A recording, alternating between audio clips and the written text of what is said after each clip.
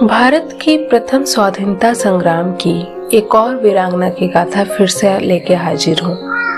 नमस्कार दोस्तों, मेरा नाम निधि है। इडोनिड में आपका स्वागत है। आइए शुरू करते हैं। रानी अवंतीबाई। रानी अवंतीबाई लोधी भारत के प्रथम स्वाधीनता संग्राम में महत्वपूर्ण भूमिका निभाने वाली प्रथम महिला शहीद वीरांगना थी। 1857 की क्रांति में रामगढ़ की रानी अवंतीबाई रेवांचल में मुक्ति आंदोलन की सूत्रधार थीं। 1857 की क्रांति में इस राज्य की अहम भूमिका थी, जो भारत के इतिहास में एक नई क्रांति आई।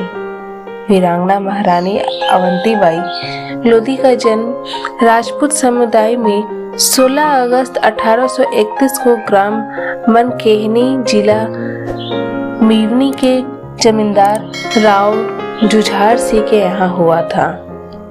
इनकी शिक्षा मनकेहनी ग्राम में हुई थी। अपने बचपन में ही इन्होंने तलवारबाजी और घुड़सवारी करना सीख लिया था। अवंतीबाई बालकाल से ही निडर, वीर और साहसी थीं। पिता जुझार सिंह ने अपनी कन्या अवंतीबाई लोधी का विवाह सजातीय लोधी राजपूत की रामगढ़ रियासत जिला मंडला के राजकुमार से करने का निश्चय किया। राजा लक्ष्मण सिंह ने अपने पुत्र राजकुमार विक्रमादित्य सिंह के लिए स्वीकार कर लिया। यह साहसी कन्या रामगढ़ रियासत की कुलवधू बनी। सन 1850 में रामगढ़ के राजा लक्ष्मण सिंह की मृत्यु हो गई और राजकुमार विक्रमादित्य की सिंह का रामगढ़ रियासत के राजा के रूप में राज तिलक हुआ। कुछ सालों बाद राजा विक्रमादित्य सिंह अस्वस्थ रहने लगे। उनके दो पुत्र अमान सिंह और शेर सिंह अभी छोटे थे, अतः राज का सारा भार रानी अवंतीबाई लोधी के कंधे पर आ गया।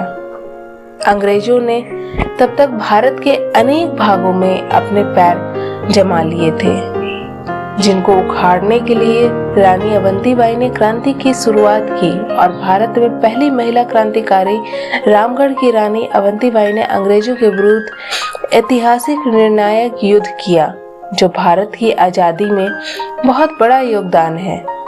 इस समय लॉर्ड डलहौजी भारत में ब्रिटिश राज का गवर्नर जनरल था। लॉर्ड डलहौजी का प्रशासन चलाने का तरीका साम्राज्यवाद से प्रेरित था। उसके काल में राज विस्तार का काम अपने चरम पर था। भारत में लॉर्ड डलहौजी की साम्राज्यवादी नीतियां और उसकी राज हड़प नीति की वजह से देश की रियासतों में हल्ला मचा हुआ था। लॉर्ड डलहौजी की राज्य हड़प नीति के अंतर्गत जिस रियासत का कोई स्वाभाविक बालिग उत्तराधिकारी नहीं होता था, ब्रिटिश सरकार उसे अपने अधीन कर रियासत का ब्रिटिश साम्राज्य में विलय कर लेती थी। इस हड़प नीति के तहत डलहौजी कानपुर, झांसी, नागपुर, सतारा, जैतपुर, संबलपुर, उदयपुर, करौली इत्यादि रियासतों को हड़प चुका था।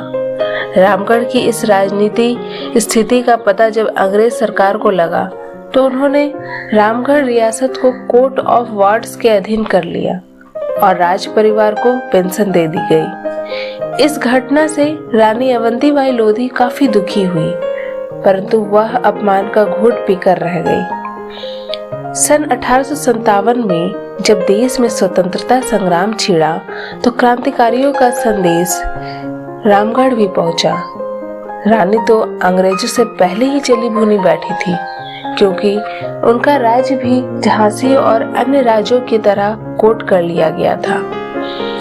अंग्रेजों को रोक पाना किसी एक राजा या तालुकेदार के वंश की बात नहीं थी।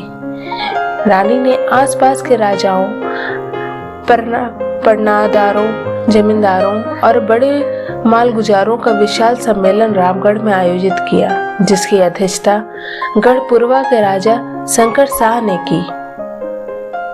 इस गुप्त सम्मेलन में लिए गए निर्णय के अनुसार प्रचार का दायित्व रानी पर था। एक पत्र और 2 काली चूड़ियों की एक पुड़िया बनाकर प्रसाद के रूप में वितरित करना। पत्र में लिखा गया, अंग्रेजों से संघर्ष के लिए तैयार रहो या चूड़ियां पहनकर घर में बैठो। सभी देशभक्त राजाओं और जमींदारों ने रानी के साहस और शौर्य की बड़ी सराहना की और उन्होंने योजना अनुसार अंग्रेजों के खिलाफ विद्रोह का झंडा गाड़ दिया। रानी ने अंग्रेज शासन के विरुद्ध विद्रोह कर दिया और रानी ने अपने राज्य से कोर्ट ऑफ वार्ड्स के अधिकारियों को भगा दिया। राज्य एवं क्रांति की बागडोर अपने हाथों में ले ली।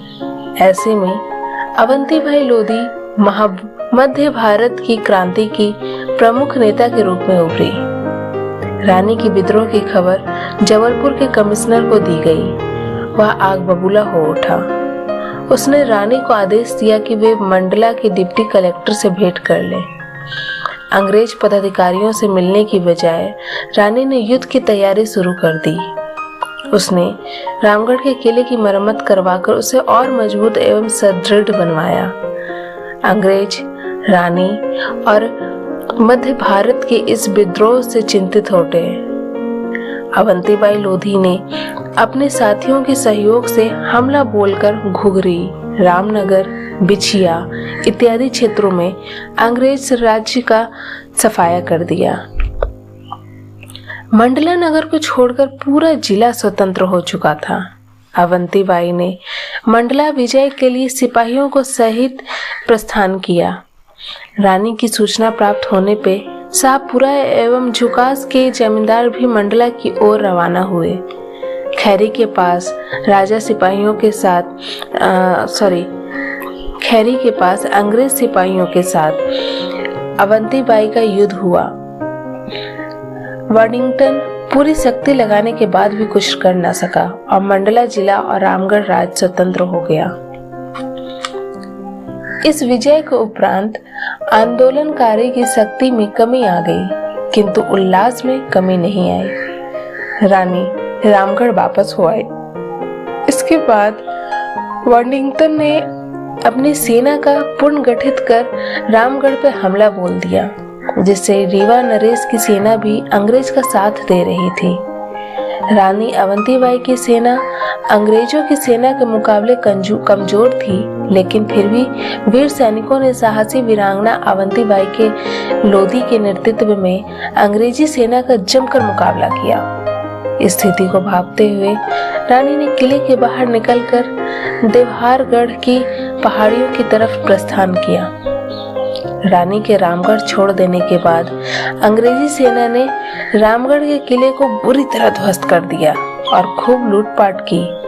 इसके बाद अंग्रेजी सेना रानी का पता लगाते हुए देवहारगढ़ की पहाड़ियों के निकट पहुंची। यहाँ पर रानी ने अपने सैनिकों के साथ पहले से ही मोर्चा जमा रखा था।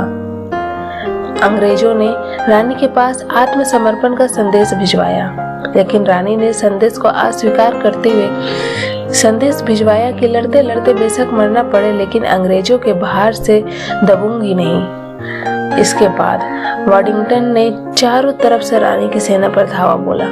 कई दिनों तक रानी की सेना और अंग्रेजी सेना में युद्ध चलता रहा, जिसमें रीवा नरेश की सेना अंग्रेजों का पहले से ही साथ दे रही थी।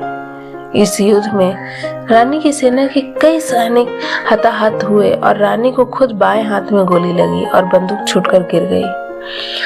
अपने आप को चारों ओर से घेरता देख वीरांगना अवंतीबाई लोधी ने रानी दुर्गावती का अनुकरण करते हुए अपने अंगरक्षक से तलवार छीनकर स्वयं तलवार भोंककर देश के लिए बलिदान दे दिया।